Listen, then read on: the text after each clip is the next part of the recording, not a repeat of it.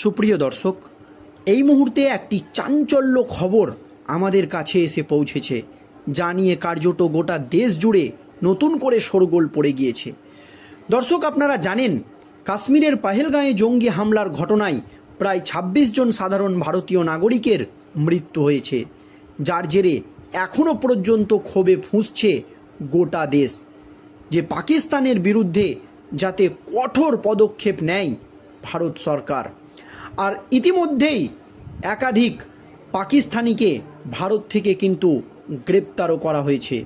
গোটা ভারত জুড়ে চিরুনি তল্লাশি শুরু করেছে গোয়েন্দারা। আর এরই মধ্যে বাংলা থেকে প্রায় ৬৭ জন পাকিস্তানিকে গ্রেপ্তার করা হয়েছে, পাকড়াও করা হয়েছে। এছাড়াও একাধিক বাংলাদেশিকে যারা বাংলা দিয়ে ভারতে অনুপ্রবেশ করেছিল তাদেরকে গ্রেপ্তার করেছে ভারতীয় গোয়েন্দারা।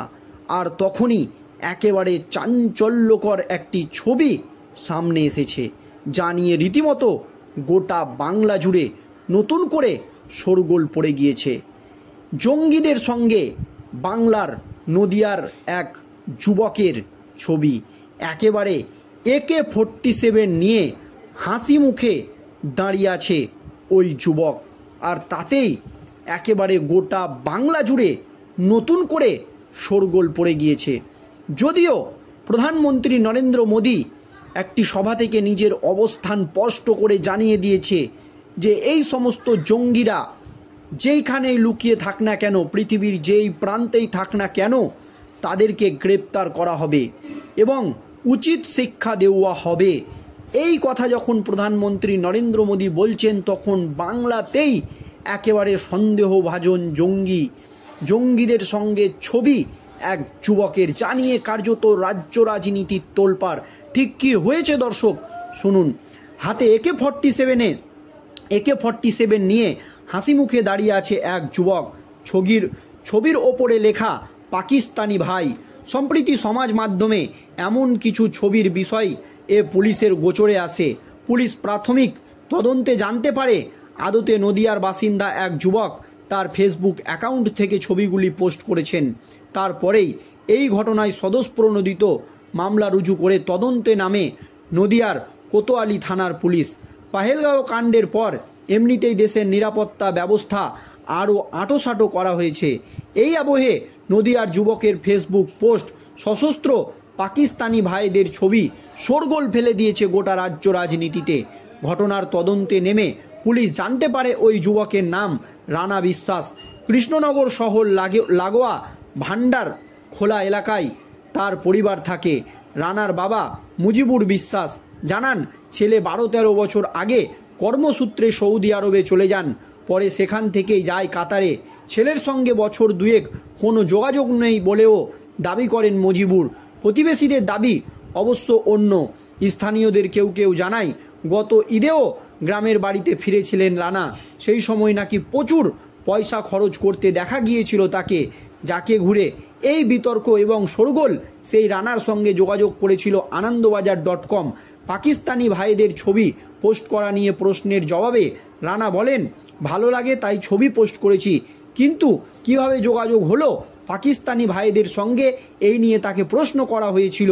এই প্রশ্নের উত্তর অবশ্য মেলেনি রানার কাছ থেকে, বরং ঘুরিয়ে ফিরিয়ে তার মুখে বারবার শোনা গিয়েছে একই কথা, ভালো লাগে তাই ছবি পোস্ট করেছি।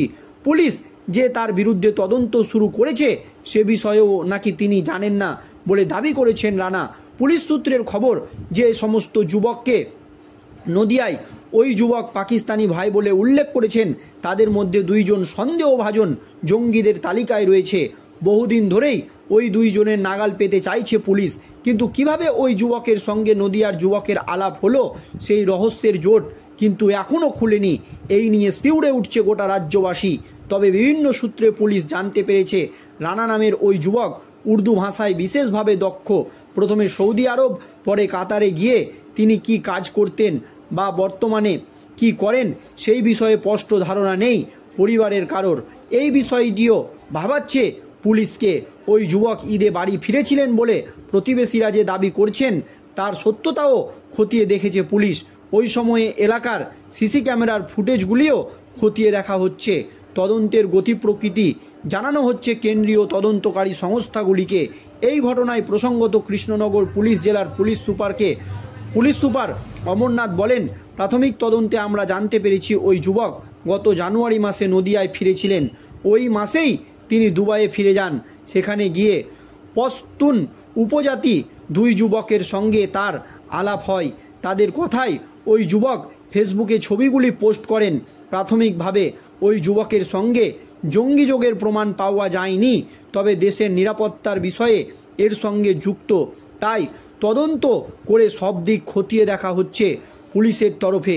তবে এই যুবকের কর্মকাণ্ড যথেষ্ট সন্দেহযুক্ত, কারণ কে সেই পাকিস্তানি ভাই এই নিয়ে তাকে বারবার প্রশ্ন করা হলেও সেই যুবক কিন্তু কোনো রকম সুদুত্তর দিতে পারেনি। তিনি বলেছেন, ভালো লাগে তাই ছবি পোস্ট করি। এখানেই কিন্তু সন্দেহ দানা বাঁধছে। বন্দুকধারী পাকিস্তানি ভাইদের সঙ্গে ছবি শেয়ার করায় এই যুবককে কিন্তু আটক করে ইতিমধ্যেই জিজ্ঞাসাবাদ শুরু করলো পুলিশ। নদিয়ার ওই যুবক নিজের ফেসবুক স্টোরিতে ছবিগুলি পোস্ট করেছিল। ছবিতে তাকে বিদেশি বন্ধুদের হাতে AK-47 ধরানোর আগ্নেয়াস্ত্র দেখা গিয়েছে। স্টোরি ক্যাপশনে লেখা ছিল, পাকিস্তানি ভাইয়া, পাহেলগাঁয়ে হামলার পর দেশ জুড়ে নিরাপত্তায় সতর্কতা জারি। এমত অবস্থায় এই ছবি ঘিরে চাঞ্চল্য ছড়িয়েছে। সূত্রের খবর, ছবিগুলির স্ক্রিনশট ঊর্ধ্বতন কর্তাদের কাছে পৌঁছাতেই দ্রুত পদক্ষেপ করা হয়। পুলিশ জানিয়েছে ওই যুবককে কৃষ্ণনগরে ডেকে এনে জিজ্ঞাসাবাদ করা হয়েছে। প্রাথমিক তদন্তে কোনো সন্ত্রাসযোগ বা বিপজ্জনক যোগ সাজসের প্রমাণ মেলেনি, কোনো সংগঠনের সঙ্গে সরাসরি যুক্ত থাকার প্রমাণও মেলেনি। তবে তার আরও কিছু নজরদারি রাখা হচ্ছে তার উপরে। পুলিশ জানিয়েছে, সন্দেহজনক ছবিগুলি হাতে আসার সঙ্গে সঙ্গে যুবকের পরিচয় খুঁজে বের করা হয়। সূত্রের খবর, ঈদের সময় শেষবার গ্রামের বাড়িতে এসেছিলেন তিনি। পুলিশ ওই যুবকের বাবা মাকেও জিজ্ঞাসাবাদ করেছে এবং তদন্ত চলছে। পুলিশ আরও জানিয়েছে, 3 বছর আগে কাজের জন্য ওই যুবক কাতারে গিয়েছিলেন। 1 বছর আগে কাতার থেকে ভারতে ফেরেন, তবে কিছুদিনের মধ্যেই মুম্বাই চলে যান। সেখানে এক আত্মীয়র হোটেলে কাজ করতেন। এই উচ্চপদস্থ পুলিশ আধিকারিক জানিয়েছে, বেশ সন্দেহভাজনজনক একেবারে ব্যাপার। সব দিক খতিয়ে দেখা হচ্ছে। প্রাথমিক তদন্তে জানা গিয়েছে, বিদেশে থাকার সময় বন্দুকধারীদের সঙ্গে তার পরিচয় হয়। যত দ্রুত সম্ভব পুরো বিষয়টি জানার চেষ্টা করছে গোয়েন্দারা। তদন্তে আরও জানা গিয়েছে, 3 বছর আগে ওই যুবক গ্রামের এক বিবাহিত মহিলার সঙ্গে পালিয়ে গিয়েছিলেন। এরপর তাকে গ্রাম থেকে বেরিয়ে যেতে হয়। তারপর থেকেই পরিবারের সঙ্গে তার যোগাযোগ ছিন্ন হয়ে যায়। পুলিশ বাবা মার বয়ানও কিন্তু ইতিমধ্যেই রেকর্ড করেছে। আর এই যুবকের এই ছবি আসতেই গোটা রাজ্য রাজনীতি একেবারে তোলপাড় হয়ে গিয়েছে। দর্শক, এই যুবককে নিয়ে আপনাদের কি মনে হচ্ছে অবশ্যই ভিডিওর কমেন্ট বক্সে কমেন্ট করে আপনারা জানাবেন।